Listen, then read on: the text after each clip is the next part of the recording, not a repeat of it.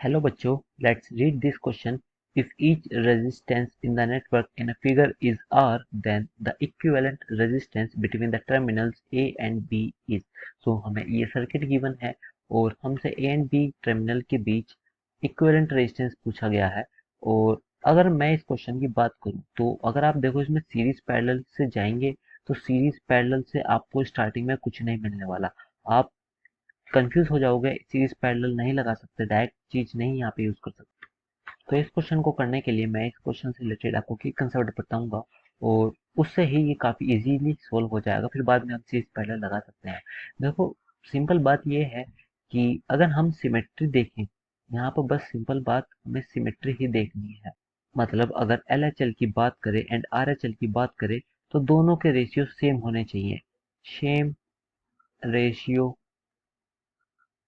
Should be present. अगर ratio same होंगे तो हाँ, हम ये चीज सिमेट्री वाला कंसेप्ट लगा सकते हैं कि उस वाली वायर में कोई करंट फ्लो नहीं होगा। मैं इसको थोड़ा रीड्रॉ कर देता हूँ नेक्स्ट पेज पर। सो मैं अभी फिलहाल गिवन फिगर बना देता हूँ कि हमारे पास जो सर्किट था उसमें रेजिस्टेंसेस कुछ ऐसे लगे हुए थे। ये आपके टर्मिनल जिसके अक्रॉस हमें निकालनी है और यहाँ पर भी एक रेजिस्टेंस था। तो इन सब का रेजिस्टेंस जिसकी वैल्यू हमें R ही गिवन है और लेट्स से ये A B पॉइंट है और हमें इसके अक्रॉस इक्विवेलेंट रेजिस्टेंस निकालना था।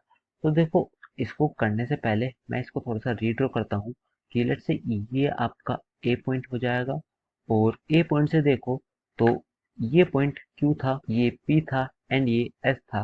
तो जो Q है उसके बीच में R रेजिस्टेंस है, मतलब A और Q के बीच में R रेजिस्टेंस है एंड ऐसे ही A और P के बीच में भी R रेजिस्टेंस है। तो मैंने इसको P ऐसे लिख दिया और अब आप देखो तो P और Q के बीच में भी R है तो मैंने भी यहाँ पे R लगा दिया। और अब आप B से देखोगे तो B S कोई रेजिस्टेंस नहीं है, S से Q के बीच में रेजिस्टेंसेस है। लेट्स से ये आपका Q हो जाएगा और ये यहाँ पे S हो जाएगा। इनके बीच रेजिस्टेंस R एंड ऐसे ही S और P के बीच में भी रेजिस्टेंस R, तो यहाँ पे S और S डायरेक्ट B से अटैच है तो मैं इसको लिख सकता हूँ कि ये भी डायरेक्ट बी से ही अटैच्ड है। तो ये दोनों हो चुके हैं। अब देखोगे तो यहाँ पे सिमेट्री हमें नजर आ चुकी है कि यहाँ पे आर, यहाँ पे आर, यहाँ पे भी आर, यहाँ पे भी आर। तो इन जो बीच वाला रेजिस्टेंस है इसमें कोई करंट फ्लो नहीं होगा।